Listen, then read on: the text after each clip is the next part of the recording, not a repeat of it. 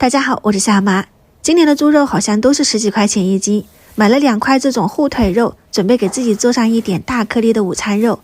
挺喜欢里面带肉粒的那种午餐肉，先切出一小块，大概300克，切成肉丁，在里面加入食用盐、白糖、少量的姜粉、一点红曲米粉、蚝油、玉米淀粉，再加一点食用油，抓捏均匀后，这个的话呢，需要提前腌制，放到冰箱冷藏备用。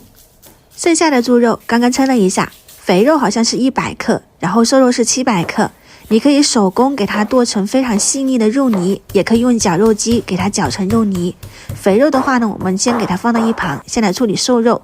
先加2勺盐进去，往一个方向或者是抓捏均匀上个劲，再加一点胡椒粉去腥，1勺淀粉，1勺面粉，3个鸡蛋清，再来一点点白糖提鲜，再次搅拌均匀，往一个方向搅打大概5到6分钟就可以了。然后再把我们腌好的肉粒、剁好的肥肉全部放一起混合均匀，里面的肉粒如果太大块要稍微剁一下。容器用的就是家里这种玻璃饭盒，底部或者是周边都抹上食用油，再把肉末放进去后反复的压紧实，避免中间或者是边缘有空隙。包上保鲜膜后扎洞排气，水开上锅，开中火慢蒸40分钟左右吧，我这里是45分钟出锅的，只要你中间完全熟透就可以了。